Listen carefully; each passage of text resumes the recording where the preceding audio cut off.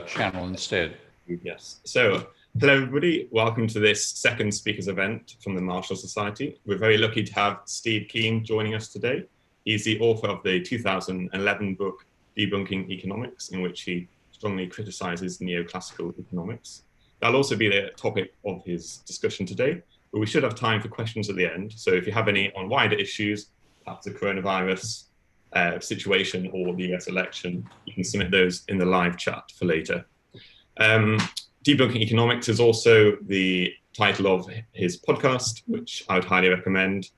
And he's also famous for having predicted the 2008 financial crisis and has recently predicted a crisis around 2020. So, Steve, over to you. I'll just make sure I can share the slides. Yep, good. And I've got sharing screen working fine, so I'll just go and do that and go to the PowerPoint presentation. Okay, so shall we start? Yeah. Okay, thank you, George. Thank you for the invitation. In some ways, what I'm doing here is giving a bit of a preview of work that I intend publishing in the next few years. I hope to start Debunking Economics for edition 3 this year. For obvious reasons, other events got in the way, and I'll hopefully be starting that next year.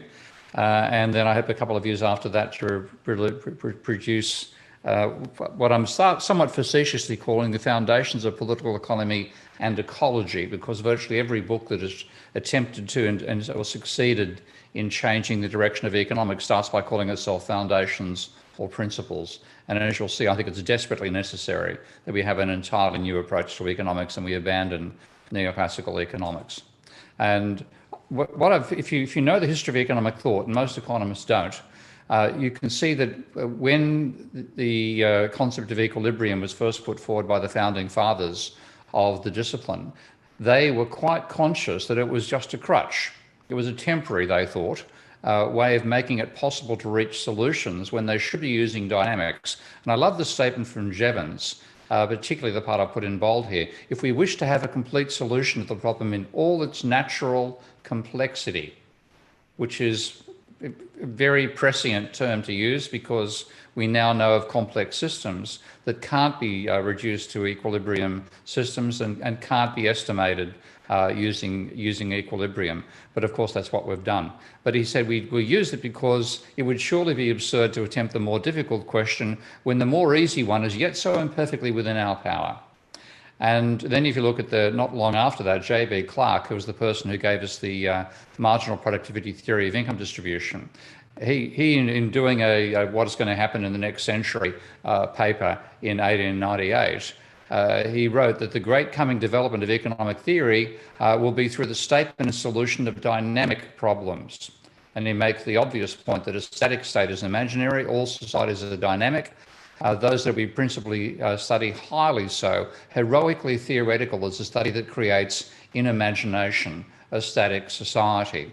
Now, one of my favorite influences in my own intellectual development was an Austrian-born, then American, then Australian-based mathematician called John Blatt, who was the applied mathematician, extremely influential in quantum mechanics and theoretical physics in the 1950s, who in the 1970s became exposed to economics and was horrified by what he saw, and then wrote a mathematician's critique of what economists had done. And he wrote this in 1983. And at the time I read it, which was in the late 80s, I thought this was a nice piece of hyperbole. He said, a baby is expected to first crawl, then walk before running.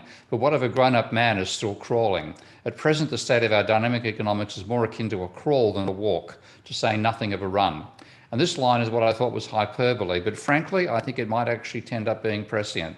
Indeed, some may think that capitalism as a social system may disappear before its dynamics are understood by economists. Now, of course, I'm sure a lot of economists, mainstreams, will be screaming at, oh, we have dynamic, stochastic, general equilibrium models there. Yeah, well, Paul Romer, who's one of the few recipients of a Nobel Prize that I don't completely object to, had this wonderful put down of what has happened in the 30 or so years, 40 years since Blatt wrote.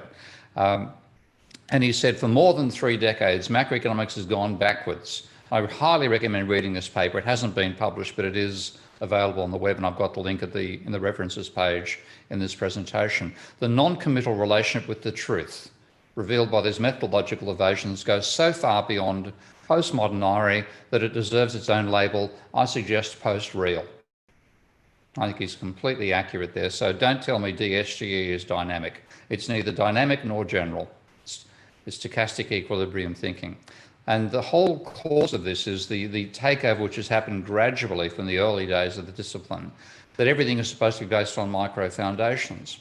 Now, if you read genuine scientists, and economists don't qualify, read genuine scientists like the Nobel laureate Philip Anderson, who made this beautiful paper called More is Different, back, I think, in the early 70s. I'm actually not quite sure of the date as I put this up on the screen.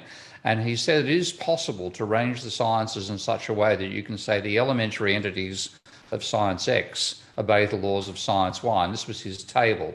So X is solid, it starts off with solid state or many-body physics, and that's the area in which he worked, based on elementary particle physics, and then chemistry based on many-body physics, molecular biology on chemistry, cell biology on molecular biology, and finally he's got psychology based on physiology and social sciences based on psychology.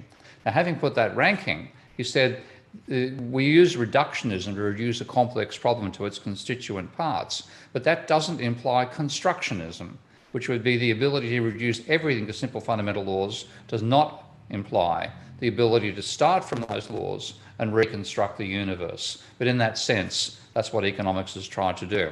And he said, at each level of complexity, entirely new properties appear. And the understanding of these behaviours requires research which is at least as fundamental in nature as any other. His punchline was that psychology is not applied biology, nor is biology applied chemistry. And I argue here, nor is macroeconomics applied microeconomics. But that's what it's been reduced to by the real business cycle crowd and then the DSGEs after it. Now, curiously, if you look at the actual history of economic thought and see when various ideas like this have been considered, neoclassical economists themselves have proved that you can't derive macro from micro. Even worse, you can't even derive micro from micro, where you can't derive the aggregate of a market from the individual of individual consumer theory. And what's called the Sonnenschein-Mantel-Debreu theorem, which actually the very first instance of that was done in 1953 by an economist called Gorman. So this result's been around for 67 years.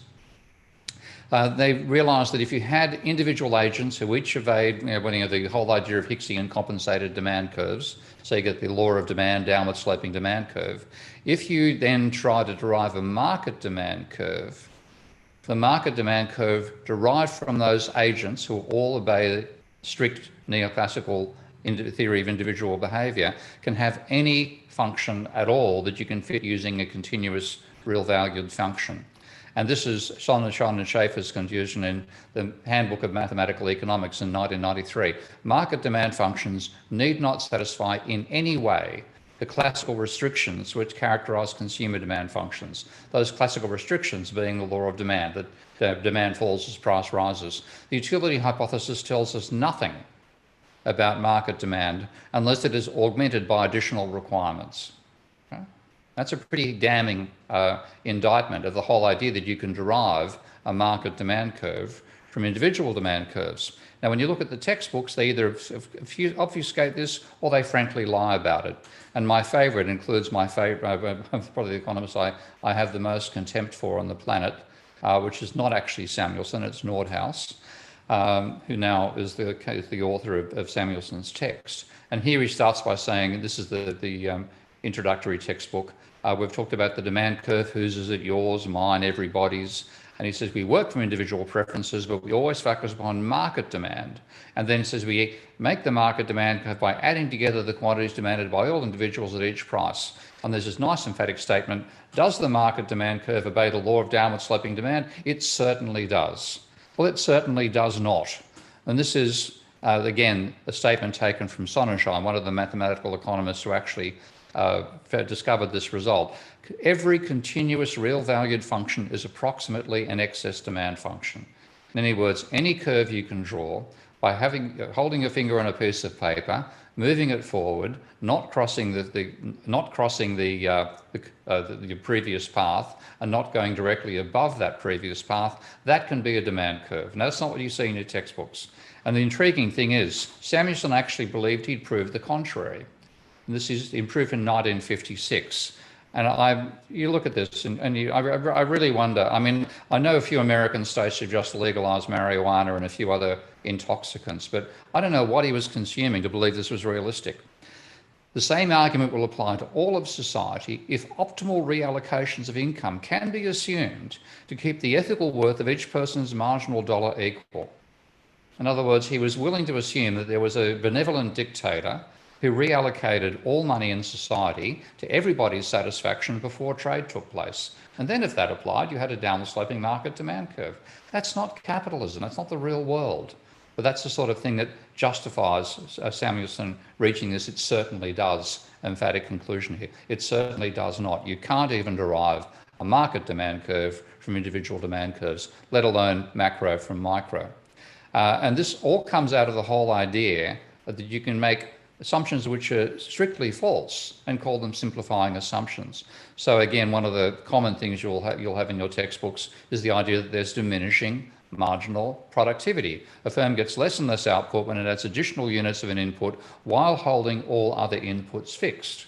So you're assuming that a firm would have a whole bunch of machines and be adding labour to it, and each time it does that, it's still using all the machines with a rising amount of labour, and therefore you get the classic curve that you'll see in the textbook. So you have a period of rising productivity until you strike the maximum, the optimal ratio of labour to capital, and then you start getting less and less output, so you get rising marginal cost coming directly out of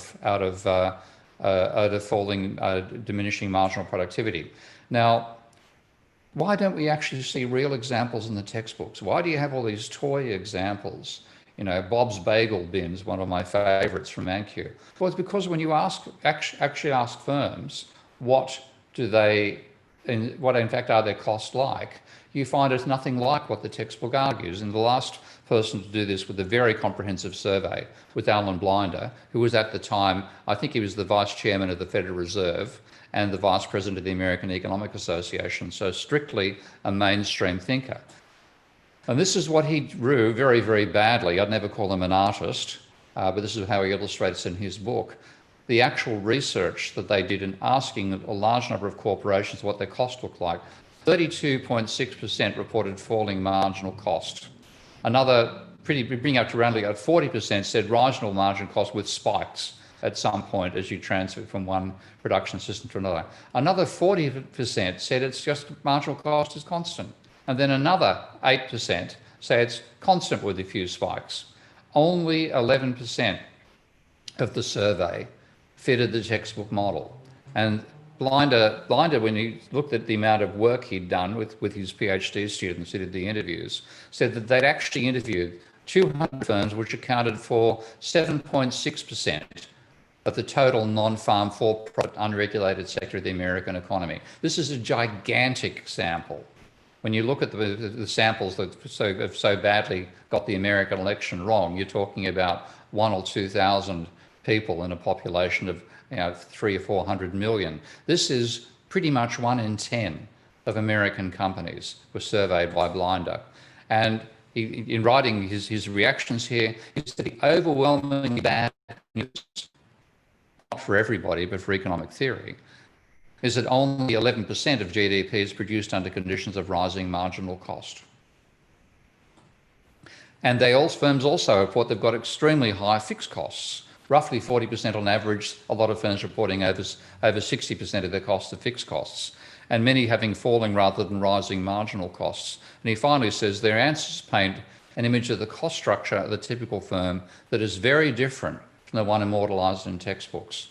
And this is my little mock-up of what the typical firm will look like, with very high fixed costs, low and declining marginal costs. What you get, a marginal cost curve down here, which lies below average cost at all levels of output. And the firm sets a target price and is a markup over its costs and has a target level of profitability, and the more it sells, the more profit it makes.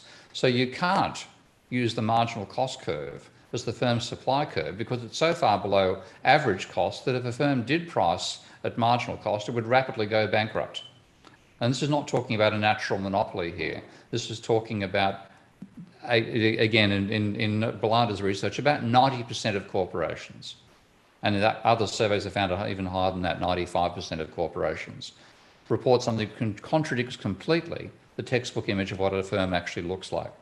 So there's the gap. That's what the firm would lose if it tried to price at marginal cost. The whole idea that it does in the real world is simply absurd. And now that's the supply side. What about how we model demand as well? And if you do the textbook stuff, and this used to be taught in high school, by the way. I learned this stuff in high school when I was going through my economics education. This is the idea of income effects and substitution effects, et cetera, and characterizing a rational consumer by indifference curves and convexity, blah, blah, blah, et cetera, et cetera. Now, Samuelson was the originator of this theory. What you've been told is Keynesian economics, 90% of it is Samuelson's economics. But it's also a large part of it is micro as well. So first of all, he developed the concept of indifference curves. Then he was criticized because they were non-observable. And then he said, well, you can actually observe it simply by asking people what they would do given different price levels and different incomes. You can infer their behavior. So you give a person a choice of 3 shopping baskets, and the first axiom of the revealed preference was that a rational consumer can decide which of those trolleys he or she prefers. Transitivity then says, well, if you prefer the red one to the green one and the green to the blue, then you're going to refer the red to the blue. Non-satiation means that more is better. So if you put one more item in one of the, if the two are identical except one has one more element of one, you must prefer the one which has more. And convexity, basically any linear combination of 2 trolleys is preferred to the individual trolleys themselves. Now that's the axiom that he said, that defines rational behaviour. Well, in the late 1990s, I'm sure he was actually trying to bring this theory alive for his students. A German academic, Sippel, decided to test those axioms. And notice the title he's used is a slight twist on the name of Samuelson's original paper. So he had 42 students given 8 commodities, which with different price combinations and different budgets, he tested the different axioms out on their behaviour. And his conclusion was if you find a considerable number of violations, pretty much 90 to 95% violation of the axioms, which contradict the theory of a consumer maximising utility subject to a given budget constraint. And he said we should therefore be much less imperialistic in our behaviour in trying to explain the behaviour of individuals using economic theory. So these were the commodities that students were given a choice of. So they could watch a video between 30 to 60 minutes. They could play a computer game for much the same period of time. They could read magazines, drink Coke, orange juice, coffee, candy. Basically, it's a binge on a Friday night, okay, when you're back at home.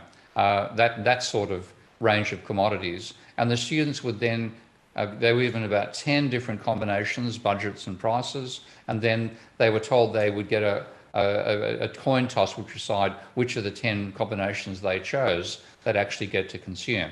So they're quite motivated, they work quite hard to work at their preferences, and if anybody was going to be rational, it was these students about these particular commodities. Well, they failed to be rational. And why? That's why I use the idea of shopping trolleys here.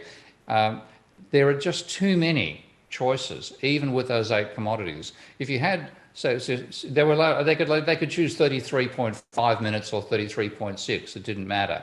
But if you said, let's say 7 discrete amounts per good, and I'll show you why I'll use 7 in a moment, how many different shopping trolleys could you fill? Well, if you had one commodity, you'd have 7 possibilities with you could pick 0, actually more than that, you've got 0 or 1, so it's more than that. 2 commodities, you've got 128 different combinations you can make. 3, there are 2,000. When you get to 8, what you've got the number of different combinations you can make, the number of goods you're looking at, raised to the power of the number of choices you can make per good. So you've got 8 to the power of 7 for the experiment that Sippel ran, which is over 2 million different trolleys. Now you try working out your preferences. If you had, you'd need to have a parking lot with 2,000 by 1,000 shopping trolleys in it, and you're supposed to work out which ones you prefer given your budget.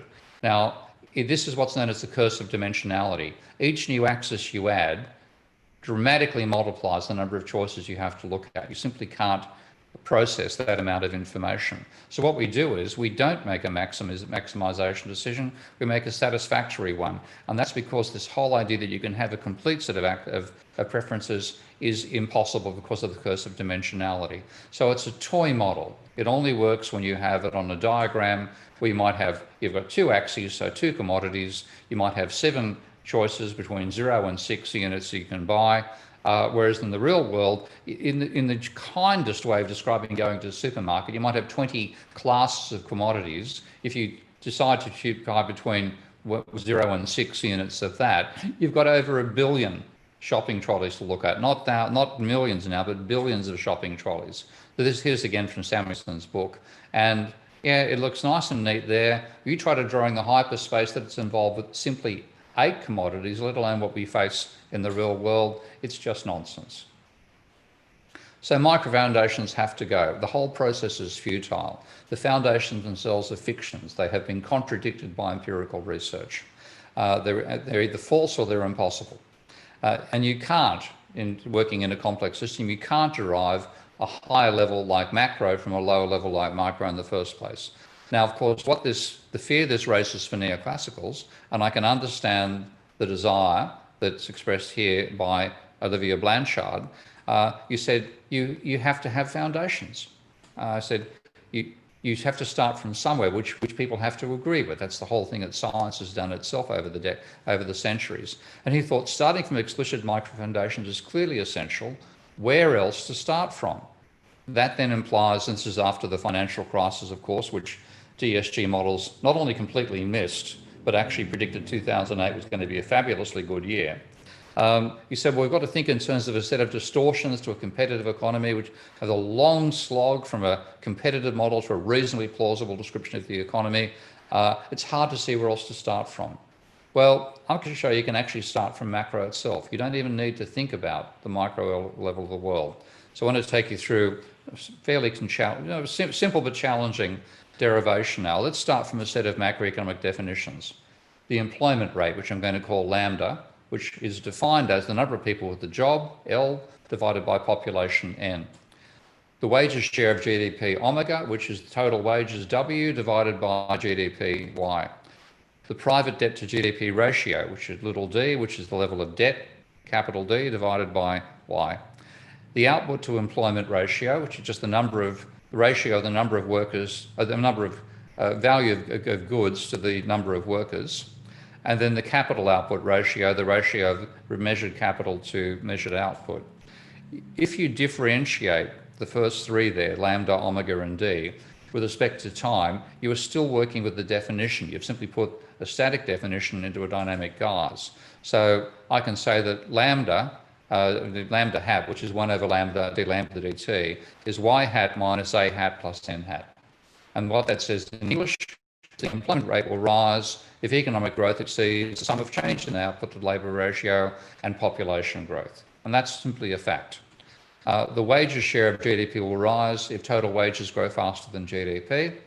And the debt ratio will rise if private debt growth is faster than the rate of economic growth. So those are simply factual statements.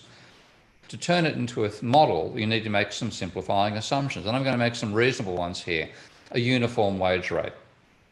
If I had a dispersal of wages, then I'd have a stochastic function or a Ito calculus piece of calculation rather than standard simple calculus.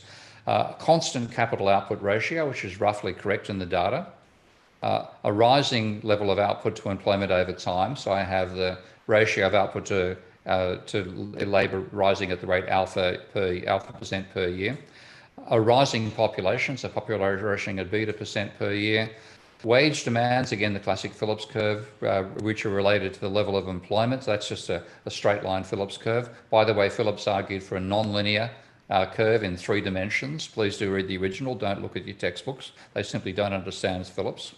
Investment relative to the profit rate as well. So the investment proportion of GDP is again a linear function of the profit rate. And what you get out of that, working simply from definitions, is what's known as Minsky's financial instability hypothesis, which is, if you haven't read Minsky, I highly recommend reading Can It Happen Again? That's the reference I give there. Don't bother reading Stabilizing an Unstable Economy. It's a bad book. If you want to read a book-length treatment by Minsky, read John Maynard Keynes, which is not a biography. It's he named the book in tribute to Keynes. It wasn't actually a biography of Keynes. So the best is this collection of essays called Can It Happen Again? The second best is better, but you just have to read more to get the whole argument. The best argument is John Maynard Keynes. Just ignore his last book, Stabilizing an Unstable Economy. Anyway, those are the equations for the system. And I'm just doing substitution. So this is the rate of change of the employment rate. I'm trying to get my mouse to activate now, but I can't see it on. So there we are. Okay. So that's the rate of change of the employment rate, is the employment rate multiplied by the growth rate, economic growth rate minus alpha plus beta, which is technical change in labour output labour ratio and change in population. The rate of change of wages share is wages share multiplied by wage change minus labour, what we call labour productivity. It's not really labour productivity, but I'll use that as a shorthand. And the rate of change of the debt ratio, this is investment ratio, minus the profit share, minus the debt ratio times the growth rate. Well, these are the terms that are defined over here. Now, that's an extremely simple model. And this is modelling that model in Minsky, which is a software package I've designed open source for dynamic equilibrium modelling.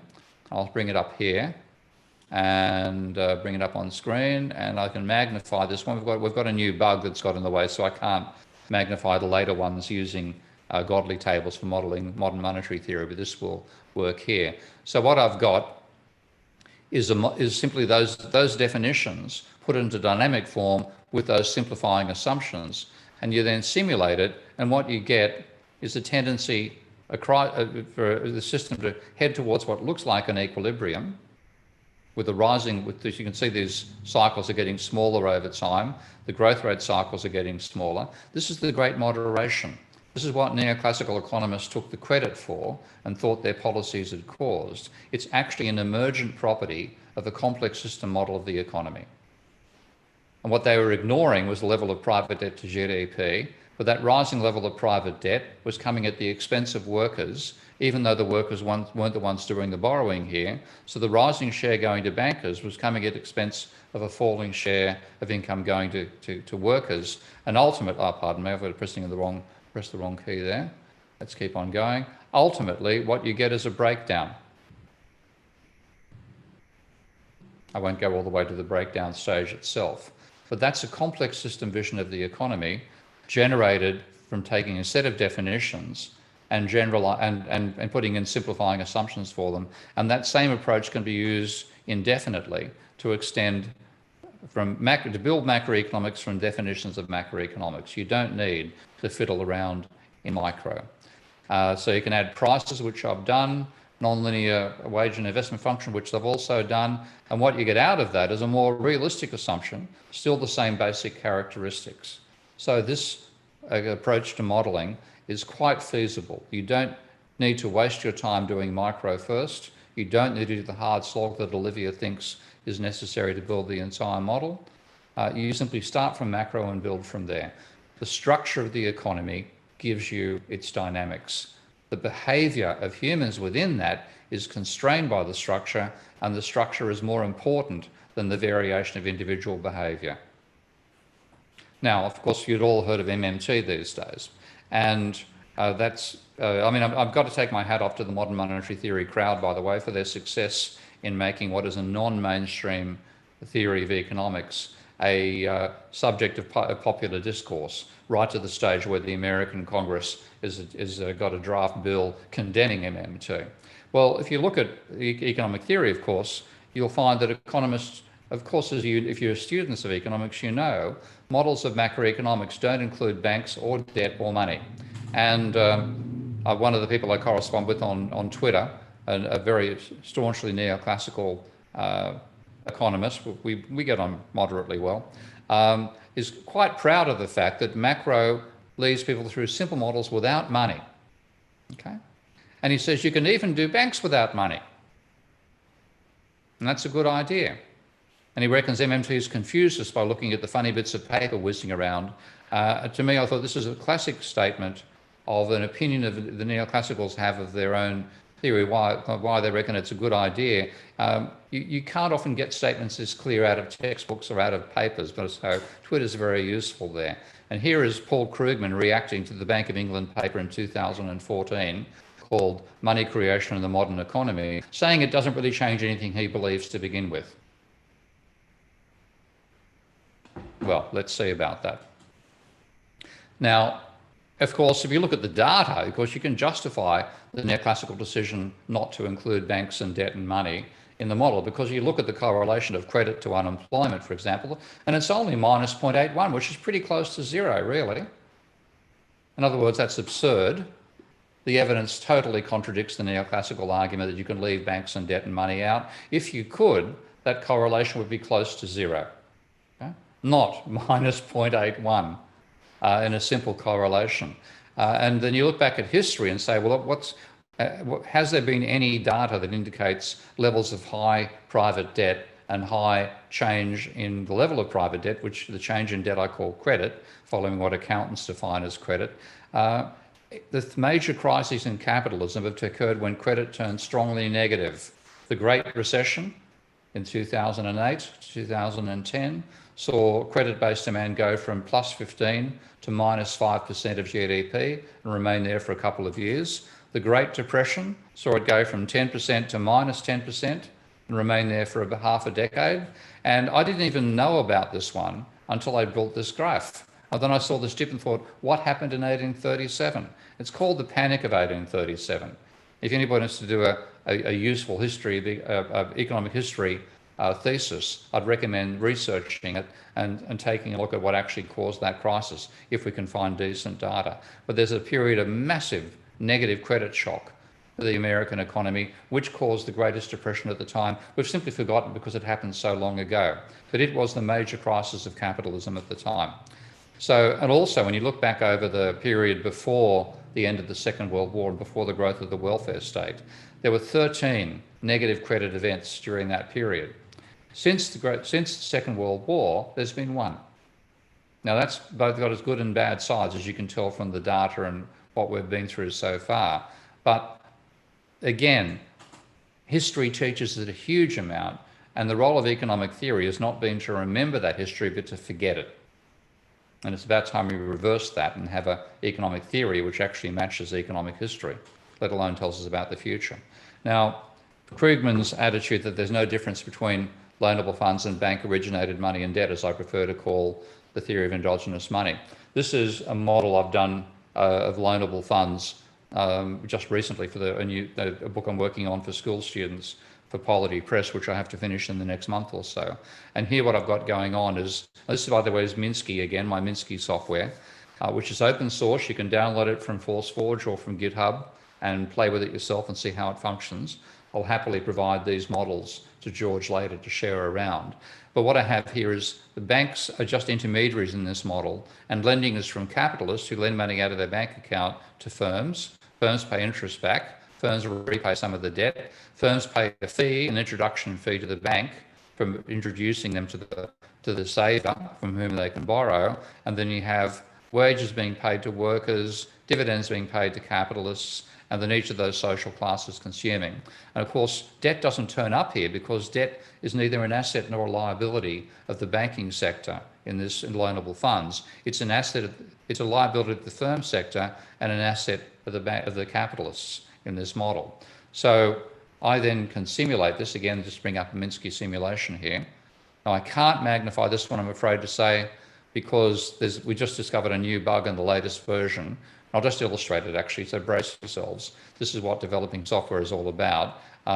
If I hit this button here, which zooms to make the whole display fit the entire screen, you get that mess on the Godly tables. Nothing goes wrong over here with the other objects. It's the Godly tables that go crazy.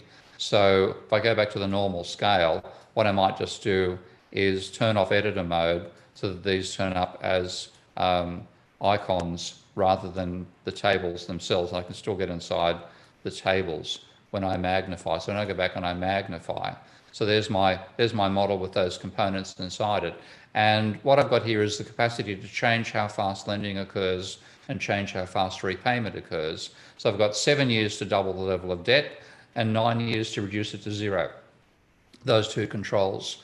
And if I simulate the model, what I get is a rising level of debt because lending is faster than repayment.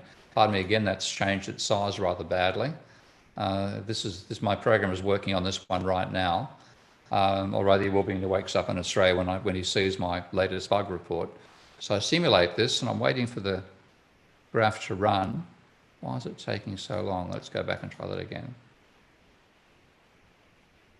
Okay, you notice there's an increasing level of loans, but no change in the amount of money. Now, if I better go back to normal scale here because this rescaling is causing quite a catastrophe on those tables. Let's move them out of the way and whack them over here so I can just see this more clearly. Let's just make that a bit larger.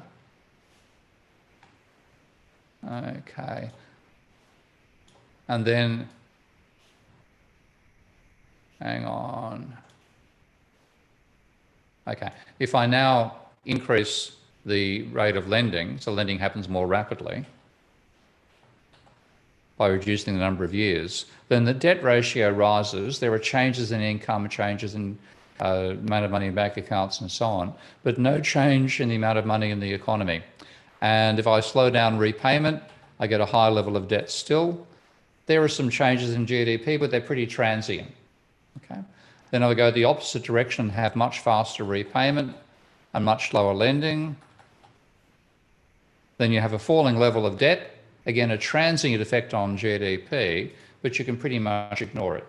So that's the loanable funds view of the world. Now, to actually make the change I want to make, it's going to be a bit complicated by these scaling issues with our godly tables, but I'll just see if I can do it nonetheless. So I'm going to go inside the capitalist table now, and I'm going to notice I've got the loans there are defined as an asset of the firm sector. Now, of course, in the real world, yes, okay, there's some peer-to-peer lending, but most lending is by banks. So it's not true that loans are an asset of a non-bank, they're an asset of the banking system. So at Minsky, I can just delete that column and delete the financial operations that are included in the modeling there. And then when I go across to the banking sector view, Minsky knows that every asset for one entity is a liability for some other entity. So I've just deleted the loan being shown as an asset. That means if I make space here and click on the down arrow, Minsky says, well, loans haven't been allocated as an asset to anybody. So I click here and the operations are brought across by Minsky. Now, of course, you're paying interest to the bank. So I just include interest there, payments to the bank. And let's get rid of this bank fee, which is a bit of a fiction anyway. That's all the changes I've made to the model. So I'll now go back to the same initial conditions. So 7 years to double debt and 9 years to repay it to zero. Simulate again. And when I run the model, there's a rising amount of debt causing a rising amount of money in the economy. Again, this is running much more slowly than Minsky normally does. I think it's because I'm going through a YouTube or the Zoom to show it. But there's rising level of loans, meaning a rising amount of money. If you have an increase in the rate of lending and a slowdown in the rate of repayment, you get a boom in the economy and an increase in the money and an increase in debt. The opposite direction, if repayment happens more rapidly and loans more slowly, you get a decline in GDP. Now, that's what happened during the financial crisis.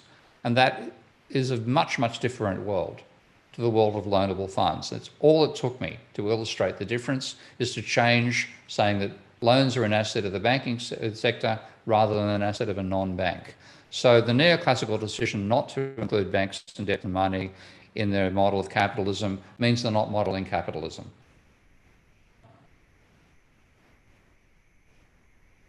And it's not impossible, it's not difficult. One of the reasons the neoclassical gives to stick with loanable funds is that it's simpler. No, it's not. It's actually a more complicated model. I do need to show 4 different classes, social classes, sectors in that model to show loanable funds. I can do it with one, with the banking sector alone. It's actually simpler to model banks creating money when you work in true dynamics, which is what Minsky is designed to support. So there's a massive difference there as well. Now, MMT, you see neoclassicals criticising it, saying it's both nothing new and quite wrong, which is the way that Keynes summarised how neoclassicals reacted to his theory. This is a model of MMT. Actually, I don't know, actually I have it there, I have included the Minsky model. Good, okay. And I just wanted to take you through the basic logic there. This is a mathematical model of modern monetary theory, which this is the first time anybody's produced one. Because Minsky generates all these equations you can see here out of what's entered in the wiring diagrams here. So it's taking care of the double entry bookkeeping, which is the hardest thing to get right. And what you can see here is that lending by banks and repayment of debt by banks increases the banking sector's assets and increases its liabilities at the same time. And that's the defining feature of an operation which can create money. It must occur both on the asset side and the liabilities stroke equity side of the banking sector's ledger. If it doesn't, no money is created. So lending creates money, okay, but it also creates debt. Spending by the government creates money and creates reserves. Taxing reduces money and reduces reserves. Interest payments on bonds increase reserves and increase bank equity. So all those operations are what actually create money by the banking sector, by the government and by the banking sector. And on the other hand, when the government sells bonds, it's not creating any money because the bond sale is a transfer of money from reserves to bonds by the banking sector. It shuffles what are the assets of the banking sector. It's not creating any money, and paying for the bonds is not taking any money out of the private sector. And that's what's the unique insight, or the important insight of modern monetary theory, that it's not the private sector's money that's paying for the deficit. It's the government deficit that creates the money on one side, the banking ledger, creates the assets that back it on the other, and then the bond sales offer the financial sector a swap between a non-income earning asset of reserves and an income earning asset of bonds. Okay? So that's a completely different vision of the impact of government lending, and this is why we could pay for the Second World War. If you look at Britain's deficit in 1940, it was 40% of GDP. Where did the money come from? From the deficit itself. Why were the bonds sold to the public? To take money out of the public's hands, because those bond sales to the private non-banking sector do take money out of the economy. It's stopping them spending on consumer goods and reserve more of the money that's been created for weapons and armaments, which is what we'll need to do for global warming at some stage. So there's no problem about running a large deficit. The whole idea that you have to, the UK's Treasurer has come up with some nonsense again, saying that we've got to pay this debt back and it's going to burden the private sector. No, it doesn't. The spending actually creates money in the private sector. So there's no need to worry about the level of the deficit, particularly at the moment. But of course, that's what's constraining the UK's response to coronavirus. So MMT is something new and quite right. Now, the final thing I want to talk about, and this is actually the most chilling thing that I've read in my 50 years or so of being a critic of mainstream economics. All schools of economic thought, that includes post-Keynesian, which I'm identified with, as you'd probably be aware, all of them violate the laws of thermodynamics. And my favourite statement of what that means comes from a 1930s scientist who actually verified Einstein's theory of general relativity experimentally. And it was a popularizer of science, a bit like Stephen Hawking's was before his death for us, and says that the law of entropy holds the supreme position against the laws of nature. If you have a theory which contradicts Maxwell, well, so much the worse for Maxwell. If your theory is contradicted by observation, well, sometimes experiments go wrong. He said, but if your theory is against the second law of thermodynamics, I can give you no hope. There is nothing for it but to collapse in deepest humiliation. And that's the state of economic theory. We've ignored the role of energy in production. We've also ignored the laws of thermodynamics in general. And the insight I had about 4 years ago, which is now published in a Journal of Ecological Economics paper from last year, is that the whole idea of labour and capital without energy is nonsense. Labour without energy is a corpse. capital without energy is a sculpture. To motivate both, you have to feed energy into them. So labor and capital are means to convert energy, which we find for free in the universe, into useful work. And that's what we need to do to make economics consistent with our theories of the ecology. Now, when you look at the standard production functions, you would have seen, if you're students of economics, you would have seen this one ad nauseum. This is the Cobb-Douglas production function. The one that I use is known as the Leontief production function, and that simply says the linear relationship between capital and output, depending upon the level of capacity utilization.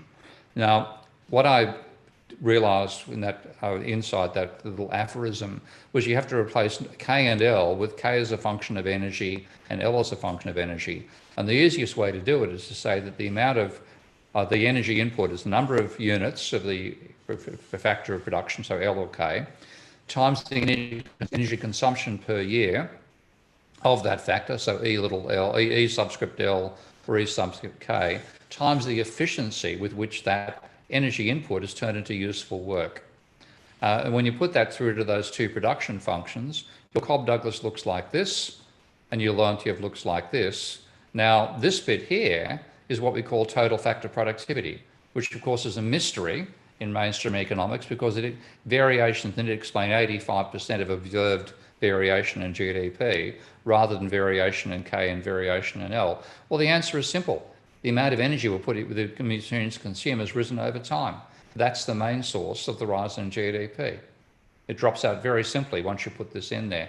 My favorite example is the James Watt steam engine consumed roughly 9 tons of coal per day. Elon Musk's Falcon 9 consumes 9 tons of kerosene per second. Okay? So that increase in energy throughput has been the main source of increase in GDP. Now, you still get, if you feed that into the, you just notice that looking at the exponents here, the exponent on energy in this modified version is the same as the exponent on capital. Now that's still, when you use the national income accounts to do it, that's a small coefficient because capital's share of income in GDP is roughly 25 to 30%, 35% these days. So with an alpha of 0.3, you will conclude that if you have a 10% increase or decrease in energy, it'll just cause a 3.5% change in GDP. But if you look at the data, it's closer to 10%, 1 for 1. Now, a paper that I found by Jerry Mankiw, normally somebody I criticise, but I've got to praise him for this particular paper. He looked at, yes, it's true that if you apply the Cobb-Douglas to national income identities, you get a very tight fit, and it looks like that close correlation of the Cobb-Douglas with GDP data justifies the model. But he said, when you look across countries, you find that the theory would say that India Cambodia should be earning half the per capita income that America does. But in fact, it's more like a factor of 10.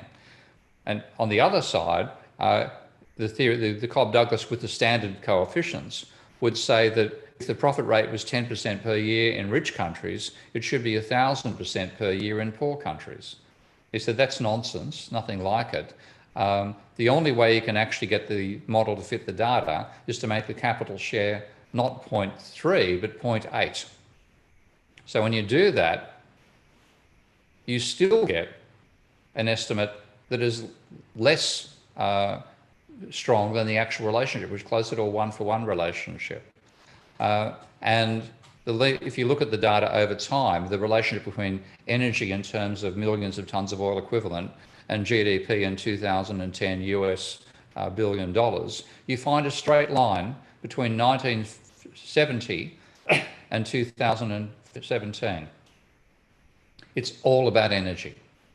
And we've left it out of our models. And the Cobb-Douglas is actually, hang on, when you look at the Cobb-Douglas, it's even when you modify it to include energy, it's still giving you too low a level of the role of energy on production. So the red line there is the standard Cobb-Douglas with energy tacked on as a third factor of production and using a coefficient of 0.05 for the, which is roughly, energy is about 5% of GDP in terms of measurement overall. So that would tell you that if you have an 80% fall in energy input, you're only going to have a 10% fall in GDP.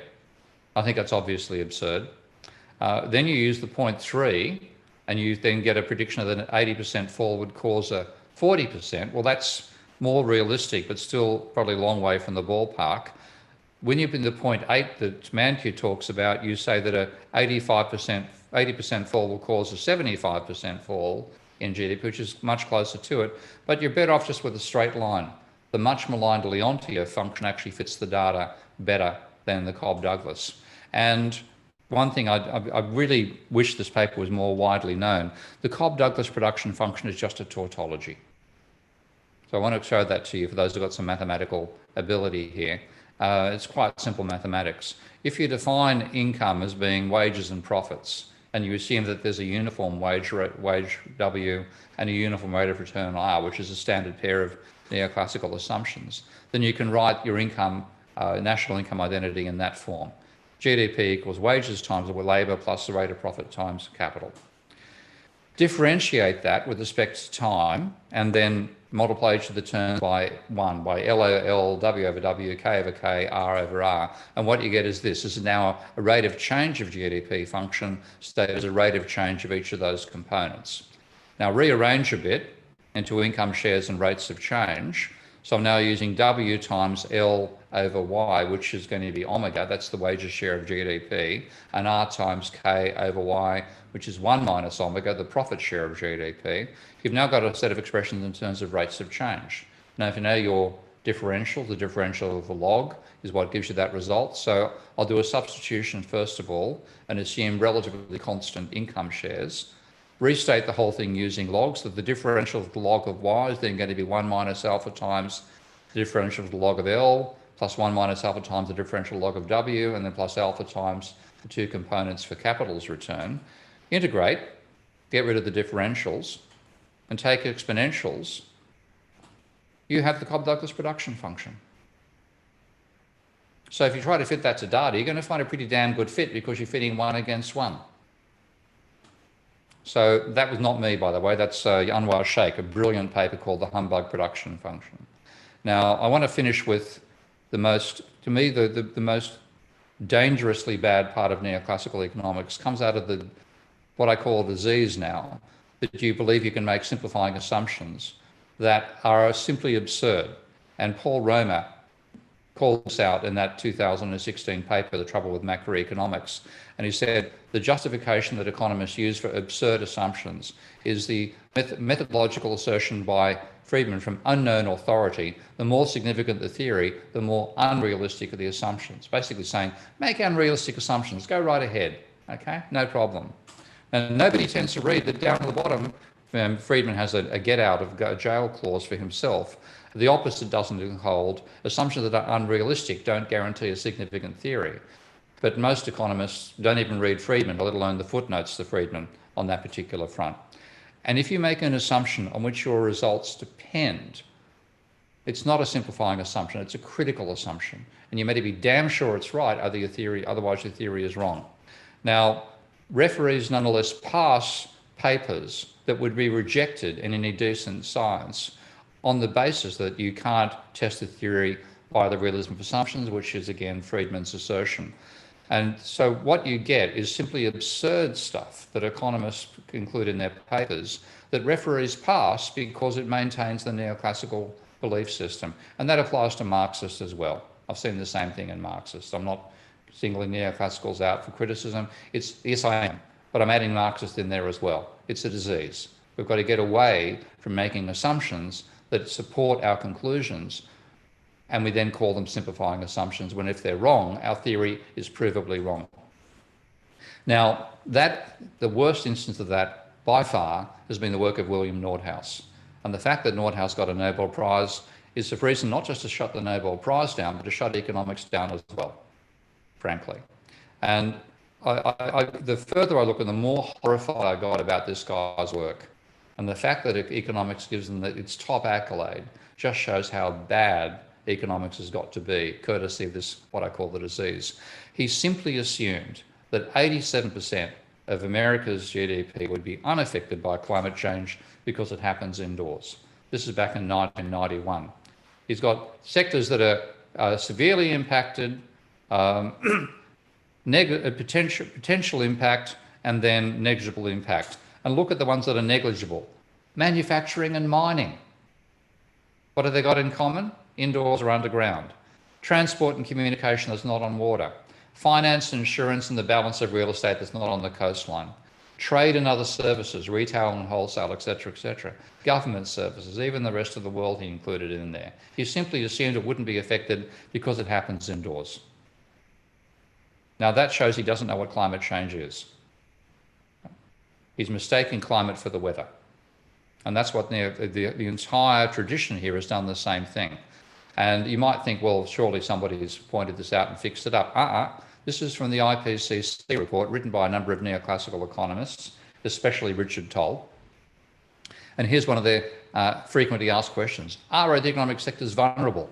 It says, manufacturing and services largely take place in controlled environments and are not really exposed to climate change. That's just regurgitating what Nordhaus said back 20 plus years before the IPCC report was written.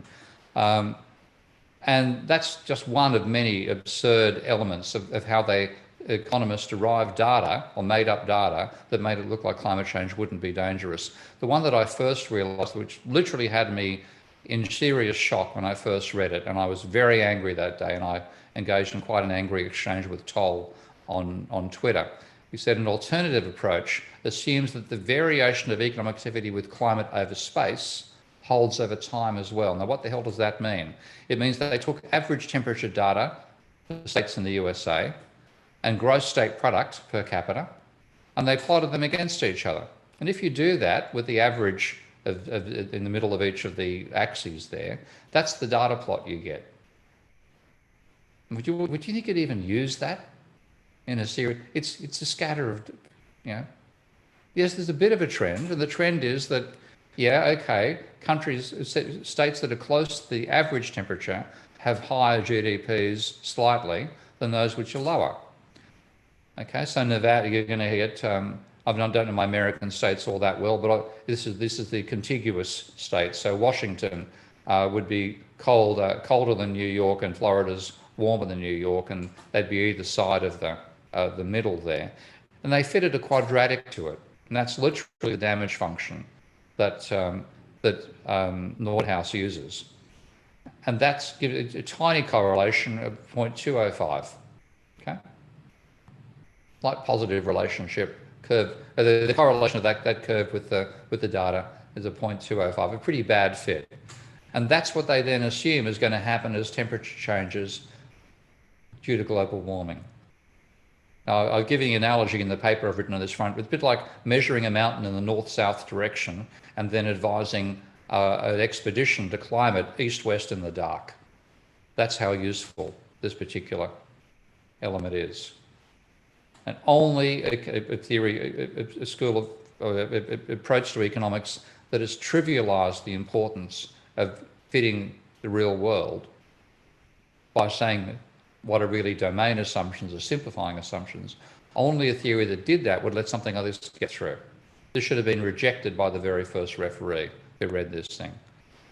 They've simply assumed climate change won't matter. And you'll find tweets from Toll saying a 10 degrees increase in temperature is no big deal because look, 10 degree increase in temperature, small fall in GDP.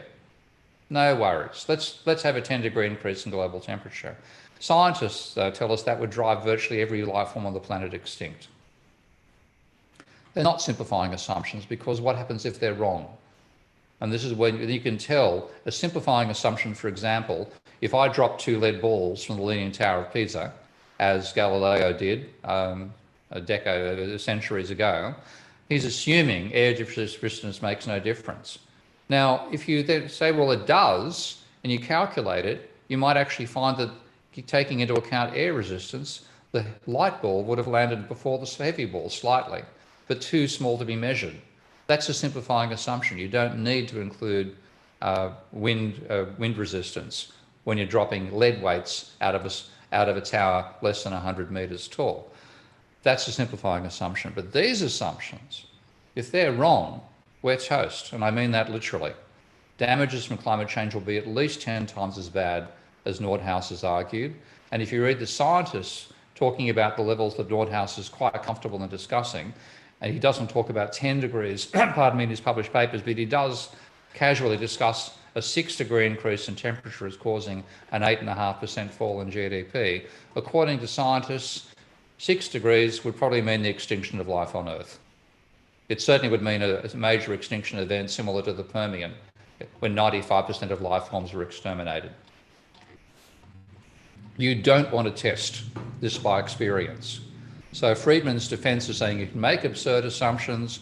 All you have to do is work out by predictions. You know, if the prediction tallies with experience, then it's successful. If it doesn't, well, that was, you know, by experience. Then you won't make that mistake again. Well, you can't make this mistake again because we'll all be dead. So you don't want to test this by experience. Now, of course, we are going to, because economists have been very successful in delaying action on climate change. I think they're as complicit, if not more so, than any oil company. And if there's ever a charge for ecocide, and there are people who are trying to develop the crime of ecocide to match the crime of genocide, I want to see some of these economists up there for it.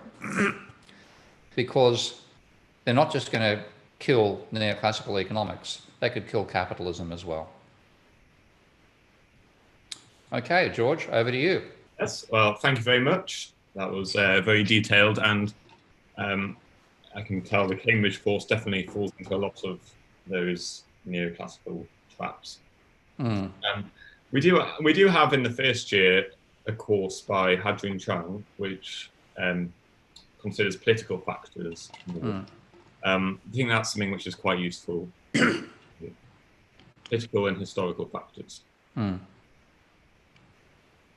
Which is where we should start from. We should be trying to model history and get away from ideology. The crazy thing is neoclassicals defend themselves on the basis that they're a positive non-ideological science, but this theory is riven with ideology, and largely because it evolved as a critique of Marx. And Marx was wrong, and the neoclassical made something which is even wronger. We need to have some just realism about the nature of capitalism now, rather than the nonsense that we get taught in economics by neoclassicals, and equally the nonsense of the labour theory value Marxists. We've got one question actually. Does this mean that we have to increase energy production to uphold growth? Yes, we do. And in fact, it's actually probably potentially more challenging than that. I've been talking about a relationship between energy and GDP in the work that I do. I'm working with a meteorologist and a mathematician, Tim Garrett, Matthias Criselli, on developing thermodynamically valid models of capitalism right now. And Tim's approach, coming from atmospheric physics, is that he sees energy as being necessary to maintain the entire structure of human civilization, and then a small amount of it is used for the growth of human civilization. So he hypothesizes a relationship between energy and wealth, treating wealth as the accumulation of everything we've ever produced, which means that they have a relationship between change in energy and GDP. Okay, so it could be even more severe than I'm modeling here. To actually bring Tim's work into modern statistics, you'd need to redefine a large part of what is GDP, because a large part of what we see as discretionary expenditure is, you know, you buy, if you have a lawnmower, you're buying petrol for the lawnmower and oil for the lawnmower. A lot of your purchases is to maintain your equipment. So it would take a redefinition, but it's certainly the case that energy is necessary for GDP, and energy is also necessary to maintain the state of the system we have at the moment. So yeah, there's a huge dependence on energy, and that's one reason we face a real potential crisis in the future, because we don't have sufficient renewable energy to shut down our carbon-based energy systems and replace them. If we're forced to do that in a hurry, we could have a dramatic drop in GDP as a result. We've got two more questions. Are you aware of Henschler's theory of utility? Henschler. Probably not. I know Heschler, not Henschler's got me puzzled. Yeah, I wouldn't be particularly interested in it because I don't think micro matters. Okay, micro to me has been the micro vision of supply and demand, etc., etc. gives you an immediate frame of reference that says there's no role for the state, and that there's competition is good and concentration is bad. It focuses on existing resources rather than change in resources over time and development, et cetera, et cetera. I'm not particularly fussed about utility. I said I'd rather model the structure of the economy than the behaviour inside our brains. Also, what type of taxation do you think should be used to prevent climate change? In fact, on that front, because we could have done carbon pricing 50 years ago if Nordhaus hadn't derailed the limits to growth. And by the way, I highly recommend people actually reading the limits to growth study, which is freely available on the web now.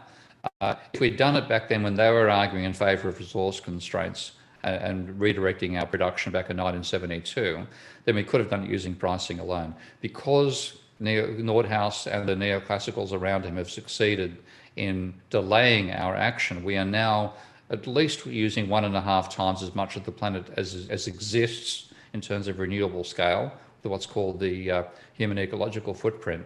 And we may be forced to go back to a smaller proportion again than that of the planet to enable the biosphere to survive.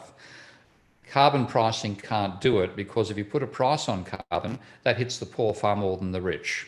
We saw that with the Gilets jaunes in France a couple of years ago. That was, I'm told by my French friends that particular tax was really about balancing the budget rather than the climate change spin that Macron put on it. But that caused a riot because suddenly people couldn't afford their petrol anymore. So you can't deal with the pricing, but you could deal with the carbon rationing. So my proposal is to bring in a universal carbon credit that everybody gets at a per capita, equal to your per capita level for the economy, and everything to be priced in carbon as well as in money. If that system, 95% of the population would never exhaust their carbon credit, but the top 1 to 5% would, and they'd need to buy carbon credits off the poor. So I think we can do it with rationing and a pricing system based on rationing. We can't do it by pricing alone or taxing alone. So I think taxes are out of the question. So obviously we're going through a very important election at the moment in the US, and I know you like to make predictions. Do you have any predictions? It looks like it's leaning perhaps towards Biden slightly at the moment. Do you have any predictions about what will happen and what will that mean? No, I mean, that's a total crapshoot as usual. I mean, it's a classic instance that the polls are seriously wrong in America. I think it probably will be a Biden victory ultimately. I really am in dread of the next 2 to 3 months because, of course, they don't hand over the presidency until February sometime. So you've got about 3 months where Donald Trump can do what he damn well likes, and he will. I think if he actually loses the election, the first thing he's going to do is sack Fauci. He's already flagged that if he wins. So if he loses, I'm sure he'll do it. He'll use every power of the state he can to derail the system before Biden takes over. So I think my only prediction is the next 3 months are going to be just as interesting as the previous 3 years. Very good. We've had an economic crisis in the US and in the UK and generally globally, but financial markets have generally recovered quite strongly. Why do you think this is? And do you think that there will be a crash very soon? Well, they're largely recovered because they're being pumped up by the central banks with QE. And again, to understand what QE does, you've got to think in double entry bookkeeping terms. So I've built a few models of QE using Minsky. And what QE is an asset swap.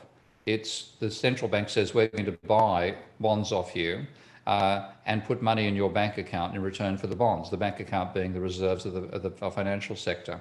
So that means the financial sector, like in America's case, when QE was going on, standard QE, which is back, of course, after the financial crisis rather than after COVID, they were putting $80 billion per month into the financial sector and taking $80 billion worth of bonds off them. That's $1 trillion a year. Now, that meant that the financial sector had $1 trillion less of income earning assets, which means they then go buy shares. So QE itself turned around the stock market, and the central banks have a limitless capacity to do that. Now what they've done during the coronavirus is I believe the total level of bond buying by the central bank has been 3 trillion. So you pump 3 trillion into the financial sector, you reduce their income earning bonds by 3 trillion, increase their cash by 3 trillion. What are they going to do with the 3 trillion in cash? They're going to buy shares. So I think that bubble that we're seeing right now is totally driven by the central banks. And this is a case where, because they're driven, there are some sensible people inside central banks, but most of them are neoclassical economists. And that's by definition not sensible. What on earth are we doing giving people control of the monetary system who believe money doesn't matter? Okay, so they're stuffing up completely. And the so-called K-shaped recovery, I think will only yet again exacerbate the inequality driven by the dynamics of private debt that got us in this crisis in the first place. Okay, I'll finish with final question, because we've already gone over a little bit. But tomorrow, the UK is going to go into a month-long lockdown. At the moment, you're in Thailand, who have done better. How do you compare the responses of generally Asian countries like Thailand with the West? Yeah, I mean, I'm 67, and that puts me in the prime level that if I get COVID, I've got potentially a 1 in 20 chance of dying. I wasn't willing to take that gamble, particularly when I blamed the fact we're in this situation on mainstream economists ignoring the physical world in the first place. Because the first warnings about the potential of a pandemic came in 1993, I thought in 94, with a woman called Christine Garrett, who was the New York Times health reporter, and she went through the very, very detailed study called The Coming Plague and warned that it was going to happen. We had America, of course, Trump disbanded the pandemic unit in 2018. God knows what happened inside Boris's cabinet and the Tories, but you guys had, there was a World Health Organization saying the 2 countries best prepared to handle a pandemic are the USA and the UK. Well, look what they've damn well done. Sheer incompetence. Partly it's ideology, the whole belief that you can have freedom without responsibility. I call that freedom. It's an American obsession, but it's also part of the Western mindset. Countries like Thailand have got Marx used to talk about the Asiatic mode of production. And a large part of it was that because this is a monsoonal part of the world, you have to have waterworks to control the rainfall. You can't rely upon it just drizzling out of the sky like you do in the UK. So you had to have a big state to build those systems. Irrigation systems are the rule in this part of the world. So there's a respect for a central authority coming out of that, and much more powerful. The feudal system in Asia was much, much stronger than the feudal system in Europe, and particularly, of course, in the UK. So the ideology over here has got an element of the state having a legitimate role and feedback between the state and the populace as well. Even though there's elements of authoritarianism here, you don't want to have the peasants revolting over here. Okay, you simply don't.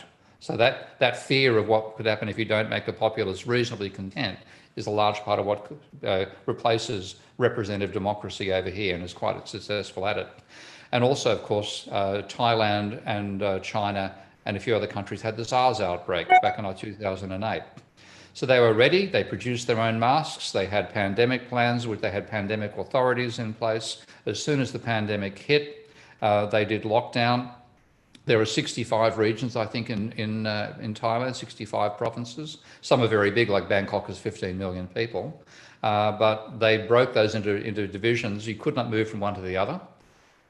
The only thing which could go through were food deliveries. And you had to be tested on the way in and the way out. You couldn't go into a shop without a mask. You could buy masks over here at a government set price that involved a 20% profit for the manufacturer, a price of 10 pence per mask. So myself and my partner were picking up 4 per day for each of us. But the first month we were here, we've got a stack of a couple of hundred of them over here. Nobody ever ran out of personal protective equipment over here. Okay, and the social distancing, hand cleaning, masks, total lockdown. Any activity to transmit disease collectively was not possible. You couldn't go to a restaurant, you couldn't go to a gymnasium. I gained a large amount of weight courtesy of that. I'm now trying to work it off. That worked brilliantly. And so when I left Europe on March 18, I arrived here in March 19. When I left, it was because I was seeing this explosion in numbers in the UK and Netherlands, which are the 2 places I can live in Europe, flatlining over here. And I expected to delay how long it would take me to get the disease. Instead, it's been eliminated. Total number of cases in Thailand below 4,000. daily cases of below 10, and they're all coming in through quarantine. There have been 4 breaches of quarantine in the last 4 months. They've led to 0 subsequent cases, again, because of masks and so on. So a strict lockdown initially, very successful, and then opening up intelligently and maintaining masks as a compulsory limit. You can't get onto a train, you can't get into a taxi without putting a mask on in this country. And that meant that even if somebody does get into the public transport, they don't pass it on to somebody else in that system. So just forget all this garbage that you see the Tories and Labor going on over there. Get some Thai experts to come along and tell you what to do. Yeah. Well, hopefully we get a vaccine soon. Hopefully it doesn't last forever. But we've got a month lockdown, which is a shame. But there we go. Anyway, that's I think that will wrap up the talk. Thank you very much. That was very fascinating. We'll post it up online so other people can. And we'll have everybody else will have some. We have 2 more events coming up this term. Unfortunately, they are neoclassical economists, but we've got you anyway. There you go. I'm willing to be the protest man. But thank you very much, and make sure you subscribe for information about that. That's great. Thank you, George. Okay, I'm actually doing my recording now. Just I hope I've got to find when you do the recording. Do you know how you actually access it from Zoom? I think it automatically saves into your